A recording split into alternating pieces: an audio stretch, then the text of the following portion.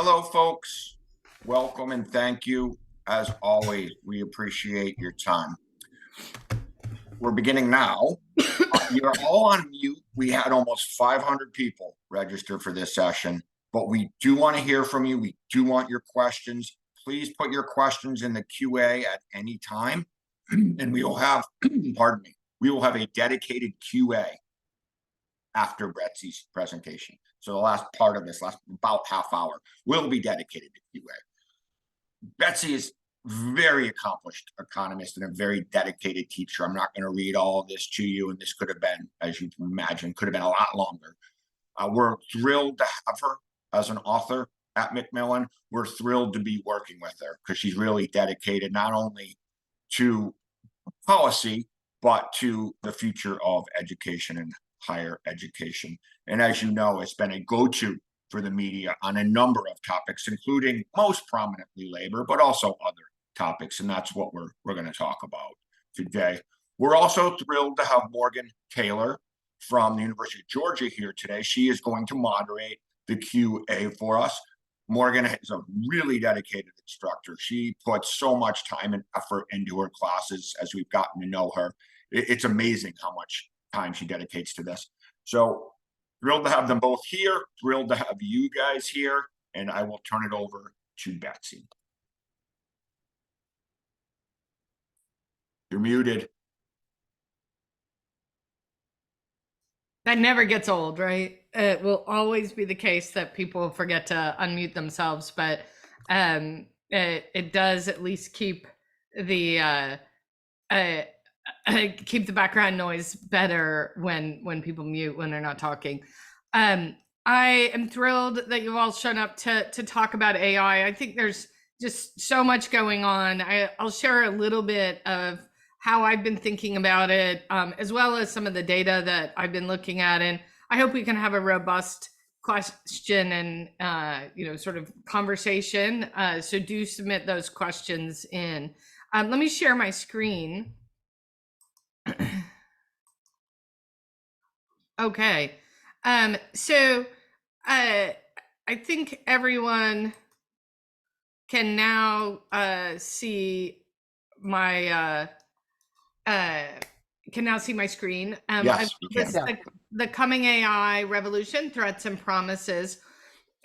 When you hear people talk about AI, and I should say, I've been going to the NBER's AI conference now, I think almost for 10 years. And when we first started talking about it, it felt so far away. And the debates around what kind of job replacement could happen felt very much theoretical. And of course, over the last couple of years, we've actually seen how much these large language models have exploded, and we're just barely starting to tap into the ways in which they're really going to revolutionize work. To put it in like very stark terms, when you hear people talk about it, sometimes you hear this, doomsday vision, like all the jobs are going to be eliminated, there will be mass poverty, except for a very elite sense of elite group of people. And particularly with AI, there's even a concern, of overall like mass destruction of humanity. So big concerns in the doomsday land. And then there's a utopic vision, a vision that machines allow a quality of life previously only had by the very elite. I think neither of these visions are likely to be what we end up having, but it does tell us, the reason I start here is it tells us just how big the scope of possibilities that's currently on the table is. Are we going to have Terminator 3, where machines replace people, deprive us of work, pick our friends and politicians, and ultimately destroy human agency? Or are we going to have a happy, joyful life with robots everywhere, helping us live our best life possible? And I say this is a children's book, and you can see like the children don't seem afraid by the robots who've taken their jobs of hoovering up pollution and steering ships and flying planes. Rather, they're happy passengers letting the robots do the work. And so that idea is like, machines do all the unpleasant work. People get the income and do mostly pleasant work, engaging in art, science, music, sports. They can follow their curiosities and passions unburdened by the need to provide for basic needs, right? That's the utopian vision. Okay, so let's dig a little bit deeper into what's going to happen to work. When it comes to work, there are also two competing ideas. One is that technology displaces workers through technological unemployment because fewer people are needed to produce the same amount of stuff, and the demand for stuff doesn't increase enough to offset the displacement. The second one is automation creates productivity gains that lead to price decreases, which increase market demand and the scale of production sufficiently to offset the displacement. This should look very familiar to you because this is what we teach in our 101 classes. Like, what is technology going to do? When we're thinking about something as big as AI, though, we now need to ask, are we thinking about this on a small scale, like within a firm, on a medium scale, within an industry, on an even larger scale within a country, or the ultimate scale, do productivity gains offset displacement on a global scale? And I think the answers are going to be very different depending on the scale that you're asking about. It's clear that AI is going to change the global distribution of work. It may end up shifting jobs towards emerging economies. It may be a fundamental driver of growth in less developed countries going forward. It's also clear, though, that curbing domestic automation in order to protect domestic employment could be self-defeating due to foreign competition. It's impossible to think about unrolling, the globalization of the economy. But even more than that, we had a history. You can go back to the 1970s where a lot of countries tried to develop by closed economies. Think about India and their import substitution policy. At the time, us economists thought maybe that would work, and it didn't work. And I don't think it's going to work again this time just because we have a new technology. So the big question is always, will we lose jobs? And the answer is, for certainly we will lose jobs. The question is, will we displace people in a way that they can't find their role in society? I think that's a much more important question. So when I say for sure we'll lose jobs, one way to lose jobs is just to have a sector that no longer grows. And I'm going to show you just the United States. We can see that's been the story of manufacturing for a very long time. Right? There's been roughly the same number of people employed in the goods producing sector in the United States for the last 75 years. In contrast, the service sector has exploded, and there are 6 times as many people as there were 75 years ago working in the service sector. So it shrunk as a share of jobs in the economy, but we haven't actually, seen the number of jobs decrease by all that much. But it does fundamentally change the role when you go from being roughly half the jobs in the economy to being something that's, closer to 12, 13% of the jobs in the economy. Now, of course, if we look at specific jobs, there are jobs where there are big declines. This is the number of people employed full-time as word processors and typists. And you might think, wow, I didn't even realize we had so many of those left. But think of these as your office clerical workers. That has been a steady and quite sharp decline over just the last 20 years, with moving from 280,000 people at the beginning of this century to below 40,000, roughly 30,000 today. Of course, we gain other jobs. This is software developers, applications and systems software occupations since the beginning of the century to today. And you can see that we've had an almost threefold growth in the number of jobs there. So this is all, when we talk about losing or gaining jobs, it's not really the right thing to be talking about. What we want to be talking about is which jobs are going to expand their set of tasks, which other jobs are going to reduce their set of tasks, which ones will ultimately no longer be anything we would recognize as the same job. And then who in particular is going to be impacted. When one of the things we might see is an increased gains from increasing comparative advantage and specialization. If you can only sell within your own country, it's going to be harder for the scale effect to be big enough to get a net positive impact on employment. But of course, there are still limits. Demand elasticities of substitution are going to depend on how much we are consuming. And these estimates aren't necessarily predictive of a future with even more automation. So the question will be, once we have AI helping us write scripts, how many more TV shows do we want? And of course, this is, at the heart of some of the Hollywood strikes we've seen over the last several months, has been how do they prepare for a world in which a lot of what they're doing might be able to be done through technology. Economists generally believe in the potential for large gains. I think this is true, across the board, and that's because our fundamental model of economic growth is a model in which the only source of ongoing growth are new ideas.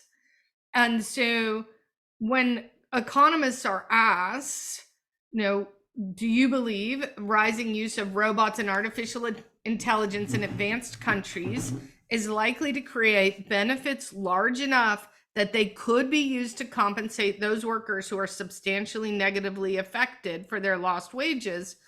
What we see is the vast majority of economists agree, right? And if they're weighted by their confidence, you see that you get a total of 88% agreeing, nobody disagrees, and only 1 in 10 admit to being uncertain.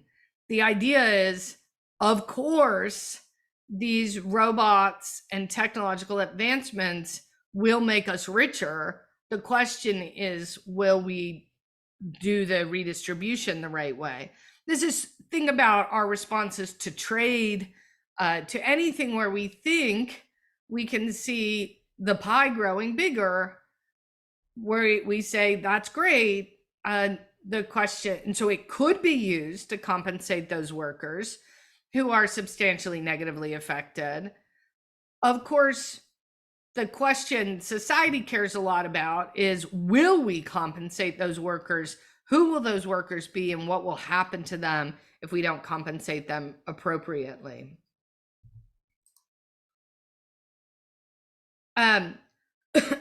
So why is it that economists feel so certain about this?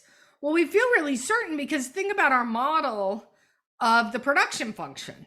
We put labor and human capital and physical capital, into a production function, and out of it we get GDP.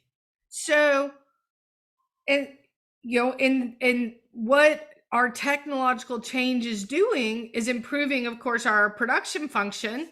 It lets us produce more with less. Less what? Less labor. That's, economists think producing more with less is great. I think producing more with less is great. I would like to be able to clean my house twice as fast. I'd like to be able to read a book twice as fast. So producing more with less is great, but the general public hears less labor and gets very, very frightened. And that's partially, again, because there will be winners and losers. Who will those winners and losers be? Economists are pretty uncertain about who will get hurt. It's actually rare in this survey of expert economists done by the University of Chicago. That's what this is, this IGM survey. You can sort of see at the bottom. This survey was actually just released I think maybe even yesterday, I think it said or maybe Friday. And it asked people, use of artificial intelligence over the next 10 years will have a negative impact on the earnings potential of substantial numbers of high skilled workers in advanced countries. This is the fear. AI is coming for white collar jobs. So does this mean that AI is going to reduce the earnings of high earners? Well, what you see here is weighted by confidence, roughly 45% say yes. A full 50% are uncertain, and 5% disagree. You might also notice on the response side where it's not weighted, 22% didn't answer. Sometimes people don't answer when they're just uncertain. So it may be even a higher share of people who are uncertain. It seems like we just don't really know. Why are we so uncertain? Well, will AI be a complement to skilled labor or a substitute? If we think about where AI is being used right now, lots and lots of law firms are already rolling out AI as a way to do background research. There's been some explosive disasters with that. If any of you saw the lawyer who submitted false cases to a judge and had to explain his misuse of ChatGPT and allowing the hallucinations to get through. The big law firms aren't making mistakes quite like that. In fact, they have entire protocols set up to make sure that they're using ChatGPT in a pretty good way. And look, ChatGPT can pass the bar. So maybe ChatGPT will crowd out paralegals or even entry-level first-year associates. Who will it likely help?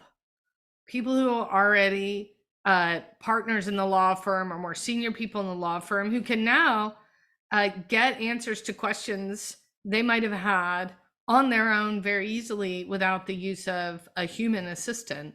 So you could imagine that it's going to make some workers in the firm more productive, and that's going to reduce the need for entry-level positions. But there's then a question of how do they grow the next generation of lawyers in their firm? And, you know, that will ultimately, all lawyers will be more, the lawyers who are lawyers will be more productive. And so the question will be how many people still get to be lawyers, but it's clear that AI will be a complement to being a lawyer, but it may also be a substitute for some of those entry-level jobs. How easily will workers adapt to those changing tasks? Those I just said, you know, it may be that AI will be a great substitute for entry-level jobs. The alternative is to change the tasks that are assigned to workers in entry-level jobs. And the more easily workers adapt, the more it will mean that the economy can absorb those workers without there being a displacement. Which workers will be hurt? Will it be higher wage workers, or will it, you know, does this all ultimately trickle down so that we still end up with lower wage workers who are hurt? And on that, I think there's another aspect that we want to think about, which is how are the new technologies rolled out? And are they done in a way that is labor replacing or labor augmenting? What we saw in the pandemic was early on in the pandemic in 2020, many people, including David Otter, was out saying, you know, the big problem for a lot of these workers who deal with people, workers who work in grocery stores, at fast food restaurants, they're not going to have jobs to come back to because they're going to roll out new labor replacing technologies, and then folks are going to be ready to come back to their jobs and the jobs won't be there.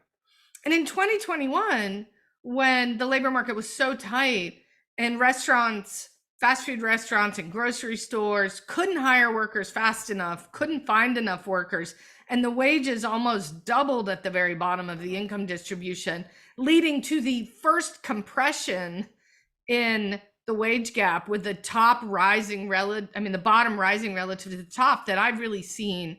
A consistent large closing of the gap that I've seen in my professional lifetime. At that point, David Otter came back out in 2021 and said, "Oh, I was wrong. They didn't adopt the technology." But actually, he wasn't wrong. They did adopt the technology. They just couldn't adopt it quite fast enough. And what that meant was they were hiring workers because they still needed workers. And so there was plenty of labor demand. And the workers who were coming in were using new technology, which was making them more productive, which was making it easier for these firms to justify paying somebody $15 an hour that they were paying $9 an hour to in 2019, because it wasn't the same job. Because now, instead of maybe checking groceries out one by one, they're actually supervising 4 self-checkout kiosks, handling only the customers with the sort of most difficulty, most sort of difficult situations, or helping to expand the online ordering so that the business is able to have more sales. So what we saw was these new technologies were coming in at a time where there was a lot of labor demand, and the two went together in a way that helped push wages up and didn't create a noticeable feel that there are fewer workers. But guess what? There are fewer workers. There are fewer people working, for instance, in leisure and hospitality today than there were in 2019. And there's a lot more technology being used that's meant they didn't need to hire as many people back. But because it happened in a tight labor market, we can't point to workers and say that worker was a big loser because of this new technology. And so I think thinking about that in terms of how and when technology is adopted is very important, particularly for policymakers.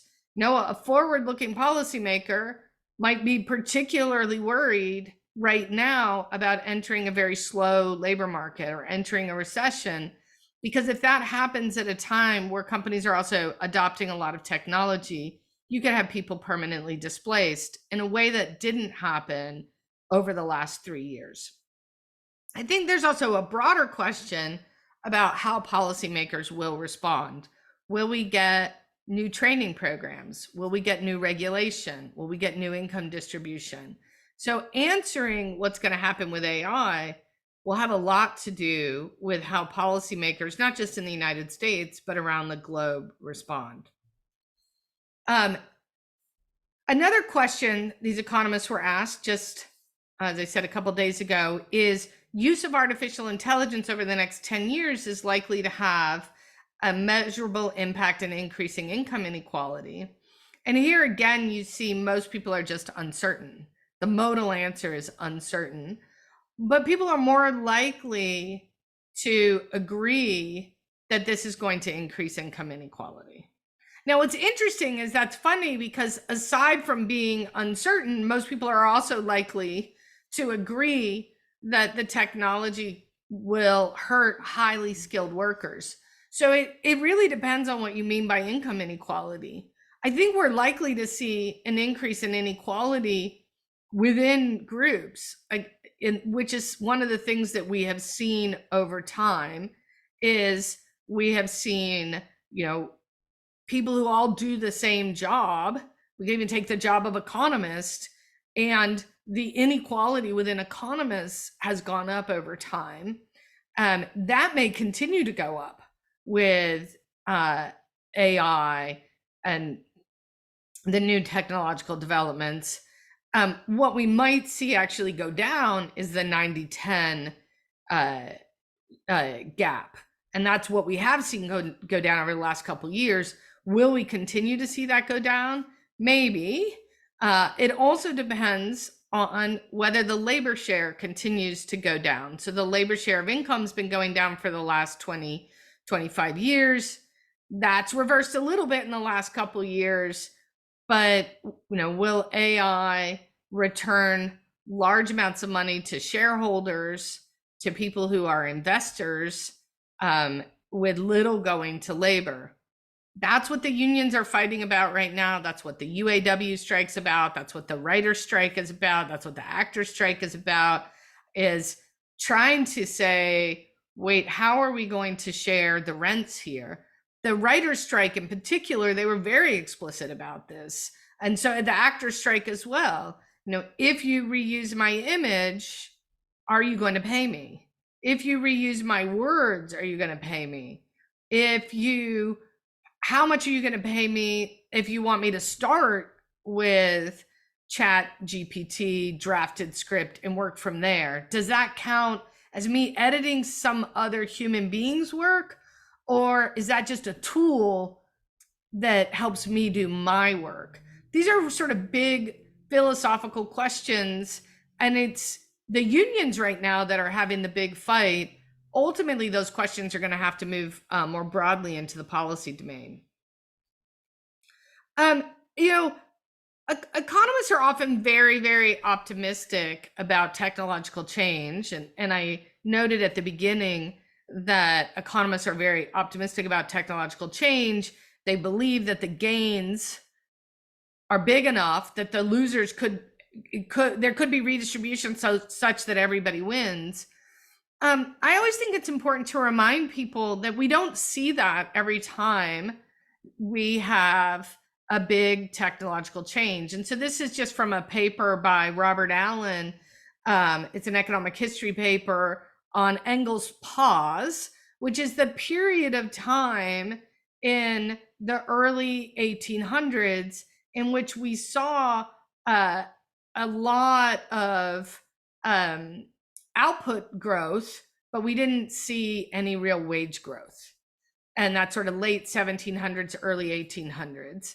And this is called Engels' pause because Frederick Engels was writing around the same time about the condition of the working class in England.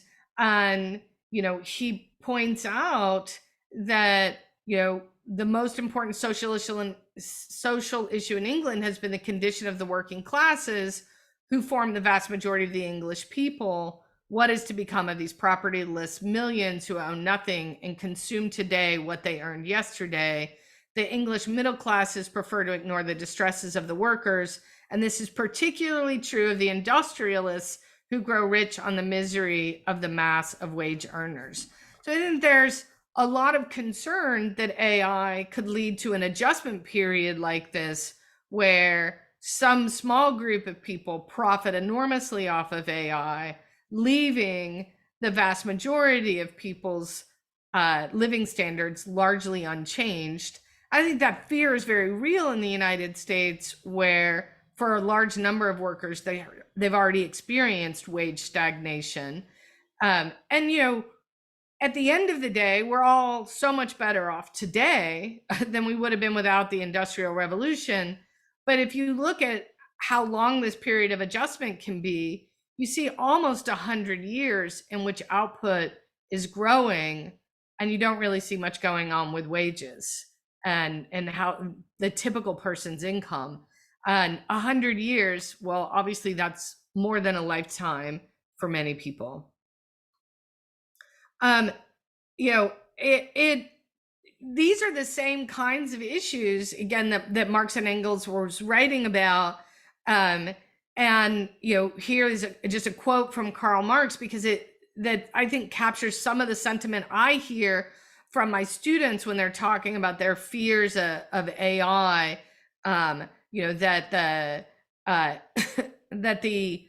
Think about AI can destroy the actual content of your labor by turning it into a torment, alienating you from the intellectual potentialities of the process, transforming your life into working time.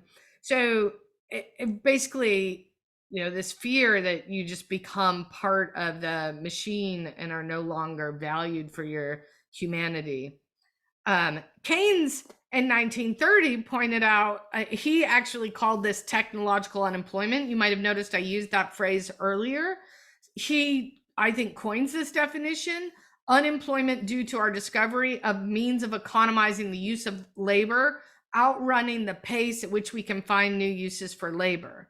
So I think we have to be paying a lot more attention to this idea of technological unemployment and what we can do to mitigate it, because it comes from a very specific thing, our discovery of the means of economizing outpacing the new uses. So obviously one solution is finding new uses faster. So technological change leaves us better off in the long run, but it can involve short-run disruptions that leave a lot of people displaced, hungry, separated from their families. So the question's not, I think, should never be, will technology ultimately generate enough income to compensate the losers? I agree the answer to that is yes, but can we survive the short-run disruption? Or perhaps more positively, what should we be doing to survive the short-run disruption? And with that, we have to be thinking not just about the distribution of work, but we also need to be thinking about the distribution of income. What is work? How has it changed historically? What kinds of disruptions will we see? What's happening with the distribution of income? How is the distribution of income impacting our ability to ensure we can survive the mass disruption? I think those are our really important questions to be grappling with right now. Look, in some sense, AI will reduce the total number of jobs. And I say, great, right? Thoreau said the mass of men lead lives of quiet desperation. What is called resignation is confirmed desperation. Unconscious despair is concealed even under what are called the games and amusements of mankind. There is no play in them, for this comes after work. Technology has the ability to free us from our lives of quiet desperation.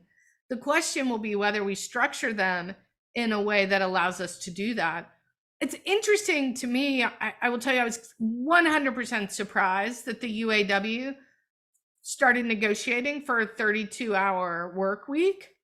But remember, the UAW was the first who negotiated for the 40-hour work week. We all now take the 40-hour work week as like some sort of, right, like we all expect it. Why would you work more? Like 40 hours is what people work. Academics often work a lot more than that, and then we complain that we have miserable lives. But the 40-hour work week is very ingrained into people. But it wasn't something that came out of nature. It was something that came out of people deciding what kind of work-life balance they wanted. We haven't really had a debate about that in 100 years. This new technology might mean that it's exactly the time to have that debate. When we say when I say AI will reduce the total number of jobs, I think that's a fact. Then the question is, do I mean in a firm, in an industry, in a country, in the world? Which question are we trying to answer? Because ultimately the question is not about the number of jobs or the hours of work, but whether AI can be harnessed to improve most people's lives, or will it increase inequality and hardship for some? And will that disruption and that rise in inequality and hardship cause social upheaval that ends up hurting us all? The answer to that is going to depend on policy. Unregulated AI left to benevolent industrialists will clearly enrich a few at the expense of many, and has the potential to erode entire societies. So there's an AI threat and there's an AI promise. The threat is large job loss for workers who aren't compensated in their lifetime, rising inequality, rising dominance of firms that exceed the size of most nations. The AI promise, do more with less, allow people to meet all essential needs, live comfortable lives with less work, more time for art, creativity, family, caregiving. I think the answer is going to depend a lot on policymakers and the people in society and the decisions that we make. We cannot stop technology, but we can shape ownership and distribution.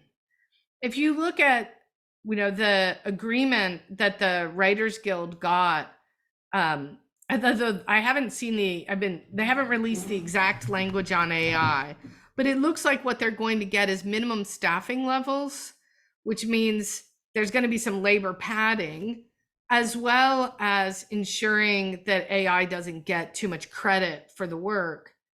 But at the end of the day, AI is coming to change the job of being a writer. And those agreements may only be slowing it down.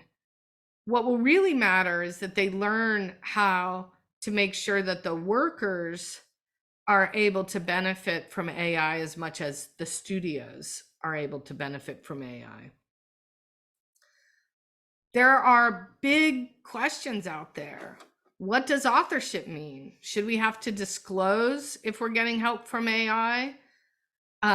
Large language models are adding value to the world's knowledge, but who owns the world's knowledge? You could say, and you know, that, well, all this stuff's in the public domain, and just like I read it and it goes in my brain and I'm able to go out and write my textbook or write a Bloomberg column using the world's knowledge, and it's still, now it's something new, it's something I've put together. The public domain didn't anticipate what ChatGPT can do. And, you know, if you're a company and you own ChatGPT, it's like, you know, it's more than owning a single brain. And so how much of the rewards of what that neural network can do should go to the individual owner versus the society that produced the material it trained on. And there's obviously real court cases right now about some of those questions. Is it time to reframe taxes as a return on investment in the public goods that have helped make technological change possible, so that we're taking in tax revenue from those who use public goods and use that to provide goods and services for everybody in society? Should we all get some kind of dividend payment, like a universal basic payment or income? How will copyright be managed? I can see I trailed off on my, you know, many of these questions, we all probably disagree, have many thoughts, but we have to start debating them. And most importantly, it's going to be something that is going to have to be not just at the level of the United States. If the United States doesn't start discussing these issues, the UK, the EU, China, Russia, India, they will be discussing these issues. And the question will be, who's going to be sitting at the table when decisions start getting made? I thought I would show you one last thing. Here's, ChatGPT, what is plagiarism? I went to ChatGPT and I said, can you write a short speech in the voice of Betsey Stevenson praising Biden's recent childcare executive order? Now, this was a softball because I'm on the record all over the internet praising childcare, talking about how important childcare is, as well as work I did on executive orders under the Obama administration. But I read this and I was like, wow, that's pretty darn good. Sounds like me, sounds like what I would have written. I guess I could call that a day. So with that, I'm going to stop sharing my screen and we can open it up for discussion. Thank you so much, Betsy. That was great. We have a couple of questions already. Please continue to submit your questions. I apologize. I should have introduced the team. I will quickly do that. I'm Scott Guile. I'm the Executive Marketing Manager. We're also joined by Carolyn Merrill, who is the Senior Executive Program Manager, and Mallory Isery, who is the Senior Conference and Meeting Specialist. Very quickly, before we transition into the QA, this is sponsored by EconEd and by Macmillan, and we're publishers of Betsy and Justin's book. Just wanted to show you quickly some of the new things we're doing and achieve in our ebook. We've added these interactive graphs. They allow you to do things like build a labor supply curve. I'm not going to take the whole time to build it all out, but it would come out and maybe bend around, as you can imagine. There's also graphs on various other topics. These are in our ebook. These are in a bank for you to use as presentation aids in class. and these are being incorporated into many of our assessments. Again, we're sponsoring this, but we don't want to take the time away from the QA too much. So I am now going to transition back into the QA part of our program. And if you want access to Achieve, simply email me. I will leave this up during the QA unless we need to show something, and I will go back on mute and allow the questions to roll. Hello, I'm Morgan Taylor. I'm going to help moderate the Q&A, just handle some of the questions that you're more than welcome to put into the Q&A box, and we'll pass them on to Betsy to answer. I'm actually going to start with a question that just popped up from an anonymous attendee, because Betsy and I and the team, we were talking about this last week when we had sort of a pre-presentation meeting. And the question here says, how AI will change higher education? Betsy, your thoughts on this? I think this is such an important question. And, you know, right now, I think so many people are focused on like, you know, are our students using AI to cheat? Are our students using AI to help write essays?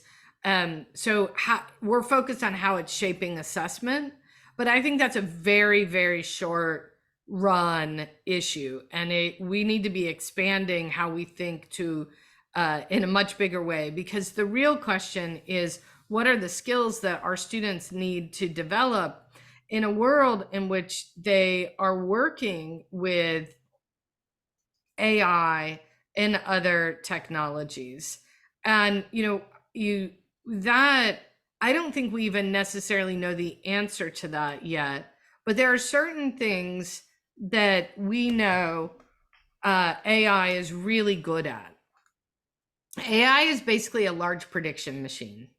I think, like, we've been, you know, today we were talking about labor, but one incredible promise of AI that I didn't mention is, I mean, I think the healthcare gains could be enormous, because, you know, you have now a machine who can take everything about your healthcare situation and predict what is likely wrong with you.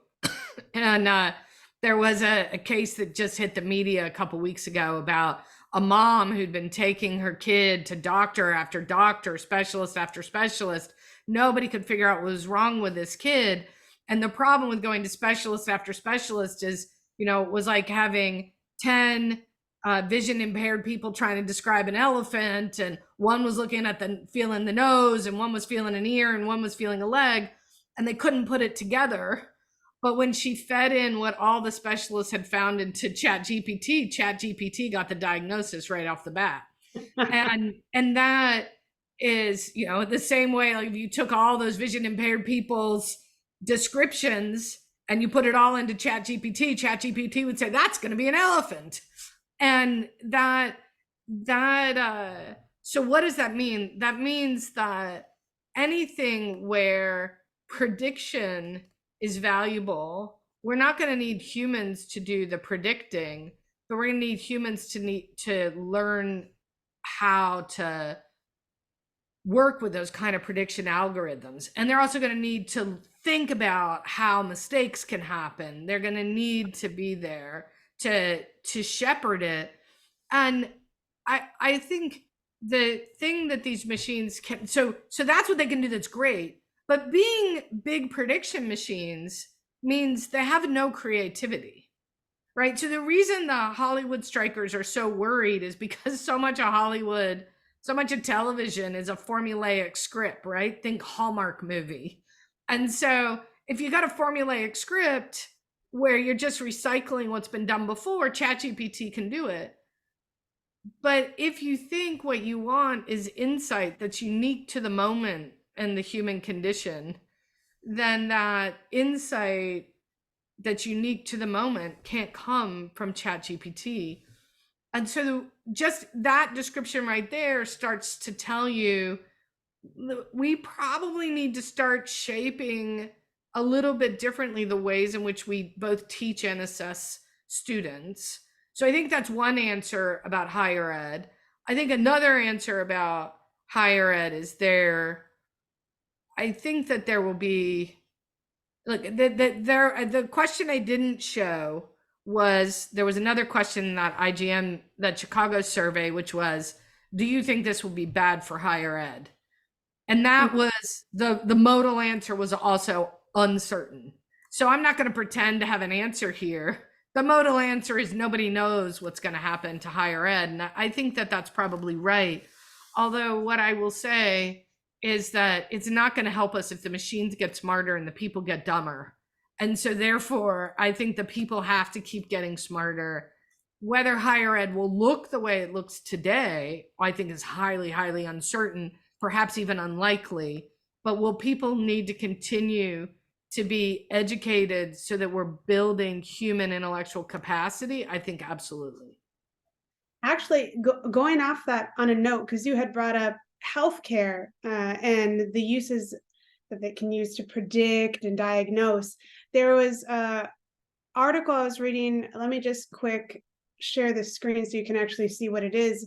Obermeyer, 2019, and co-authors, they wrote this paper talking about how the AI actually led to increased biases and bad outcomes in the healthcare industry, where the algorithm was asked, fed a bunch of data and then asked, can you help us identify high risk, high need patients so we can get them those resources?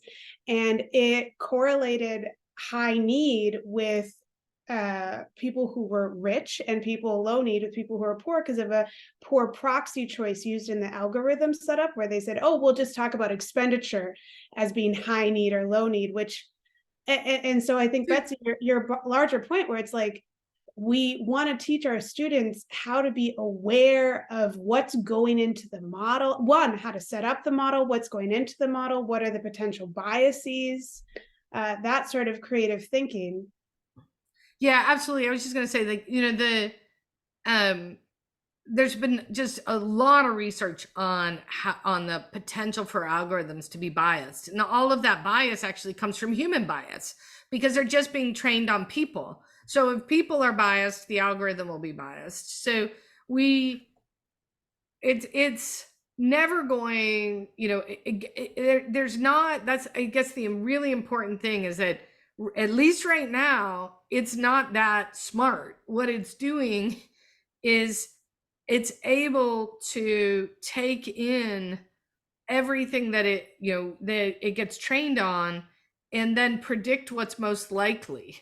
But what it gets trained on is shaping exactly what it's doing. And that choice, I think, will start to become really important. The choice of what you train it on will be really important. And there are lots of ways in which, there's a lot of drudgery work still that this AI can replace. And that's because a lot of predictive stuff is the drudgery of thinking work. Yeah, we actually are here at UGA. We just, within the last couple of years, hired a philosopher, a woman, to come in and partner with our computer science students in the department to create like a ethics of computer science course that they're all required to take at the entry level to start addressing, or just to be aware of some of the issues with machine learning and the data sets that you were talking about. How, what is this really based off of, and what errors are then inherent in that foundation, and how can we be aware of that moving forward? Going off of the higher ed question, there was something that Darren in the chat had put, asking about how AI is going to change not only, of course, higher education, but the roles students take on during their summer internships. Because you had mentioned, some of these entry-level jobs might be changing, either eliminated, or maybe the tasks themselves that the people are doing change. So what are your thoughts on Darren's question about student summer internships and AI? I think this is going to be one of the real challenges. There was a research paper I saw presented this summer, which was looking at the question of when it was looking at a question related to remote work when you're not in the same office. And what it found was during remote work times, senior coders became much more productive because they spent less time giving feedback to junior coders. And the thing is that what this means is those junior coders do not become better coders as quickly because they're not getting as much feedback. I give you this example because what we know is that training workers up is costly in terms of requiring the time and energy of people with more experience in training. And we have seen over the last several decades, employers' willingness to provide training for workers decline. And my fear for these summer internships is that there's not going to be enough benefit for employers to want to offer them, because the kinds of things that people might have done are the kinds of things that might be able to be automated. And that will mean that these people are missing out on an experience that is often the first rung in a ladder that helps them climb up their career. So I do worry that that's going to be challenging, and I think that that's one of the reasons why it's going to be important for us to be thinking about then whose responsibility is it. Policymakers could offer tax breaks or funding for these kind of internship programs to make sure that it is making sense for businesses. Very directly incentivize. We can change the incentives. So the problem is that AI is going to change the incentives. It's going to make the work of the interns a little bit less valuable. And so we could collectively decide as a society, okay, the problem is that's short-term thinking. In the long run, we're going to have 30-year-olds with no experience. So we need to get them trained up. We need to create that set of incentives. So I think, that falls under that bucket of questions of how are we going to respond to this as a society in order to make sure that people get the training and work experience that they need. Yeah, there's two directions we could go here from that. One was a question about AI and the hiring process. The other from an anonymous question asker. The other is from Jairo, who's asking whether there are particular jobs or industries you think are going to be impacted more severely by this AI. I could see us going either way. Hiring practices change from AI and particular industries. Whichever one you feel we want first. So I think the reason I'm actually also gonna throw in a question where somebody had asked, how is this different than the technologies of the past, like the Industrial Revolution, the 1920s, 1930s? And I think the answer goes together, which is our technological change in the past have largely meant that we needed less brute strength. Like that now we could do things because machines were substituting for muscles. They meant that anyone could do some of the, it made it easier for all sorts of people to work the land, for example. Once you were no longer working the land only with the muscles of your body, but you had, steam powered machines. So it not only made us more productive, but it changed who could do it.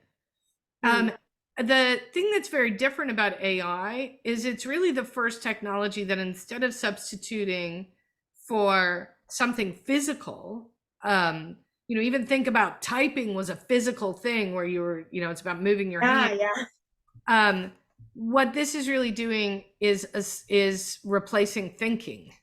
And so when we have a technology that's going to mean there are certain things we just need to think about less, that is going to change, in higher ed, we're in the business of teaching people how to think. So it's going to change how we need to teach them.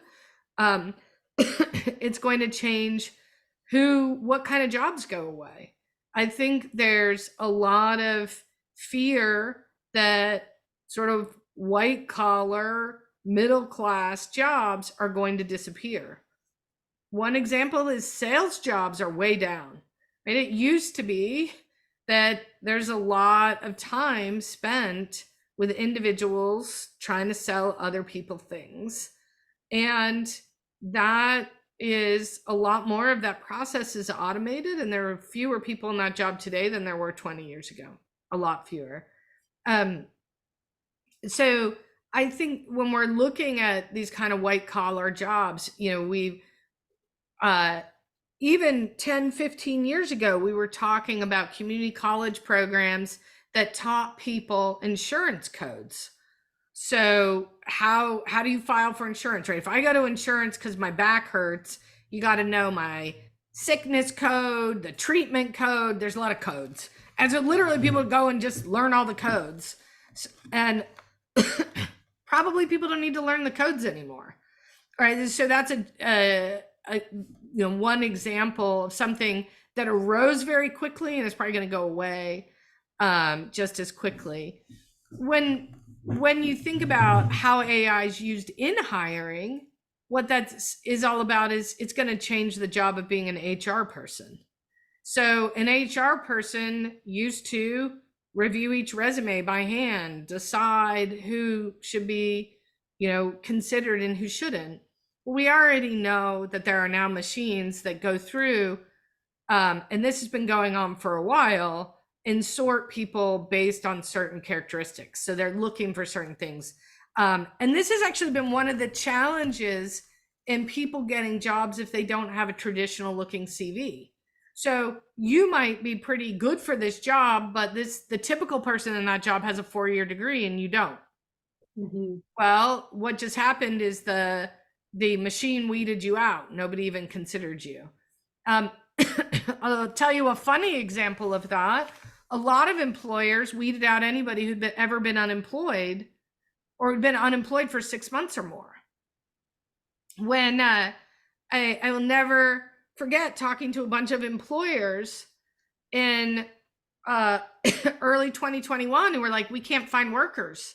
And I was like, you don't still have the filter on that's throwing out all applications of people who haven't worked for 6 months, do you? And they were like, oh, yeah, we should turn that off. I'm like, yeah, because you're going to be kicking out all these COVID people. Like, people were out for 6 months. And like that, it was mind blowing to me, but that's just like, these things operate in the back and they're not thinking about it. So when we think about generative AI, I think it's going to be able to do things a little bit smarter. And it's actually going to, I think, improve the hiring process from where it's actually been for the last 20 years, 15 years, using technology to sort people. It might be able to look better for holistically reading a resume and giving a score rather than looking for key things like, how long have you been unemployed and what kind of college degree do you have? But just like the example Morgan gave, people are already worried about racism creeping on in and other forms of discrimination. So most people who are using AI for recruiting are still being very cautious with things like that. We are unfortunately at time. We have not been able to answer all the questions, which is unfortunate. We appreciate them. If possible, we'll try to address those offline. As always, we really appreciate your time and your interest in this topic. Thank you, everyone. Thank you, Morgan. Thank you, Betsy. Thank you, everyone that helped set this up and participated. It was great. We have 2 more. This is part of the EconEd virtual this fall. There are 2 more sessions on AI, one from Justin Wolfers, one from Paul Krug. If you want access to Achieve, the tool that I showed briefly in the middle of the webinar, please email me directly or reply to the emails that you get on the webinar, because those actually do come directly to me for the time being. They don't go to a robot yet. and they probably won't, because I like them to come to me. So we'll try to maintain that.